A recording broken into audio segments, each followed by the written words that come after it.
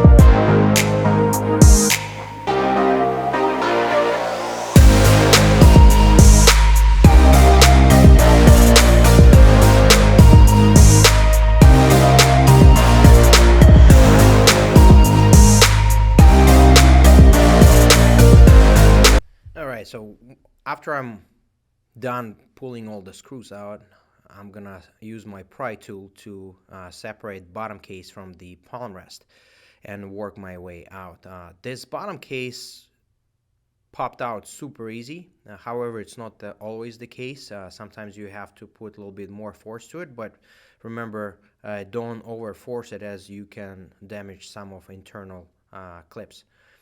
And now I will be overviewing here in all internals, and I'm gonna start removing the battery connection. If you can see, there is a metal clip which has to be slide in order to pull the battery connector out. It's very important. Otherwise, if you're gonna start pulling the connector, you might completely rip the connector from the motherboard, and then the board is gonna be useless. It's only there are only few screws which are holding battery. There is no glue involved, so this was pretty easy. Now I'm gonna be moving to the actual heatsink. So on pretty much all modern newish gaming laptops, the heatsink and two fans is one single assembly, which cools down the actual GPU and CPU as well.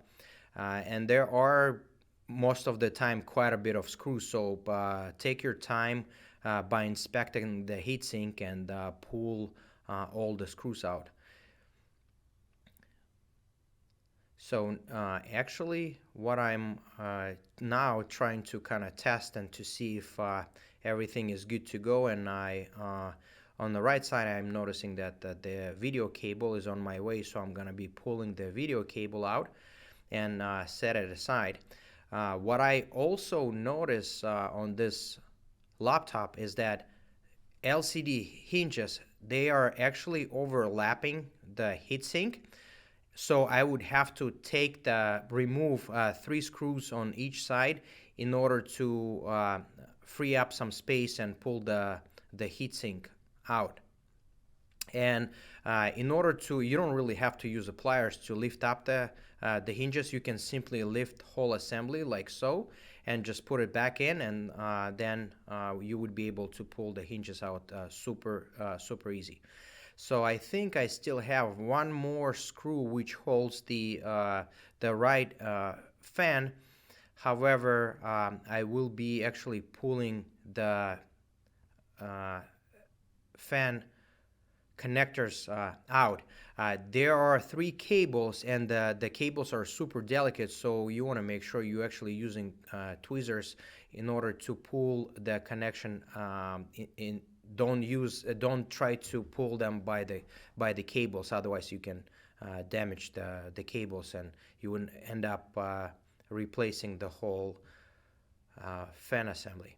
So here is the heatsink with a fan, and I just want to lift over and show you the other side, where you can see there's a thermal paste and thermal pads.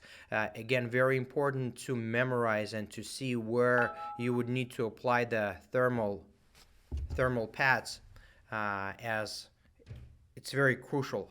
If you're not gonna apply them on the proper spots, the motherboard might overheat and get damaged. So now I'm pulling the SSD. What I also noticed that this motherboard has two connections for SSD, so you would be able, you do have an option to upgrade and install additional memory to the laptop, which is a good sign. And now I will be disconnecting the speaker cable. It's one connection for both speakers. This small ribbon is for the touchpad. The larger one is for actual keyboard.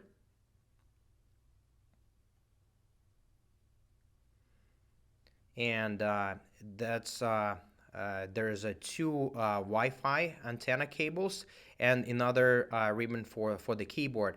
I want to take a second here and point out that the Wi-Fi is actually built into the motherboard, so if it fails you would have to replace the complete motherboard.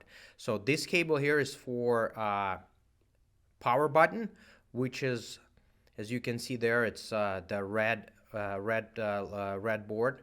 And there's two more, I believe, screws left, and we would be able to remove the actual motherboard completely and separate it from the palmrest. I'm gonna be flipping it over just to show you how it looks on the other side. And just right above of those two metal squares, you can see integrated memory RAM, which is 16 gig on this motherboard. And on the other side, you would be able to see one single extra slot is just for the purposes of an upgrade right here. So that's if you decided to add additional memory RAM, you can do so.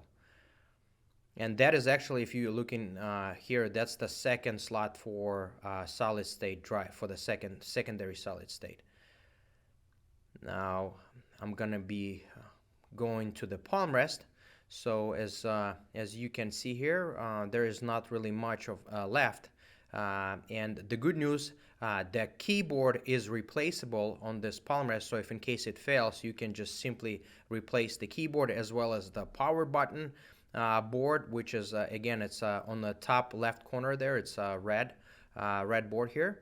That's the power button, and the speakers are replaceable as well as the touchpad. So you, if in case your palmrest breaks, you can only replace palmrest itself and still reuse your keyboard and touchpad, or look it up for a complete assembly. It's completely up to you.